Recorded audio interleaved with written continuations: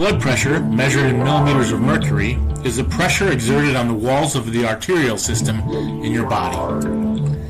It is separated into systolic, the pressure exerted on the walls of your arteries by blood when the heart contracts, and diastolic, the pressure exerted on the walls of your arteries by blood in between heart contractions. Generally speaking, normal blood pressure is 120 over 80 millimeters of mercury. The Department of Transportation has specific guidelines for high blood pressure hypertension that examiners and drivers must follow. Blood pressure is taken by the examiner during every DOT physical exam.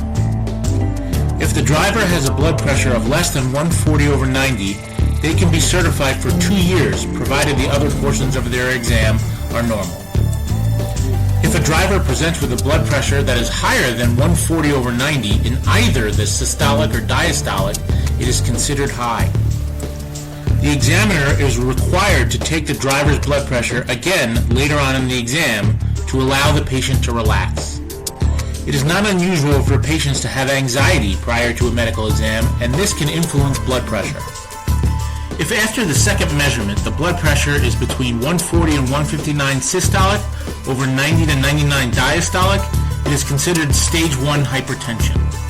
If the driver has had no history of hypertension prior to this, then they can be awarded their certificate, but they must return to their next Department of Transportation exam in 1 year instead of 2.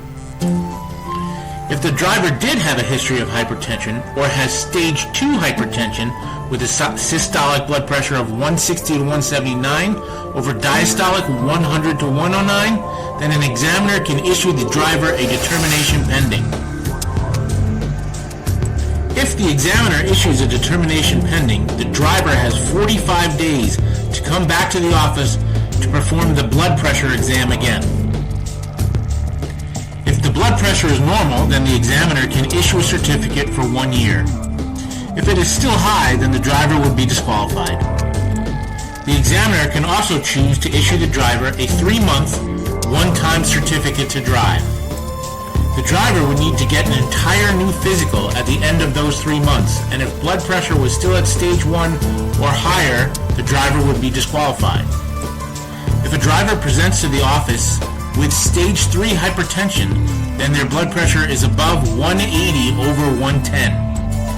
This is grounds for disqualification, and the driver should seek out immediate medical attention.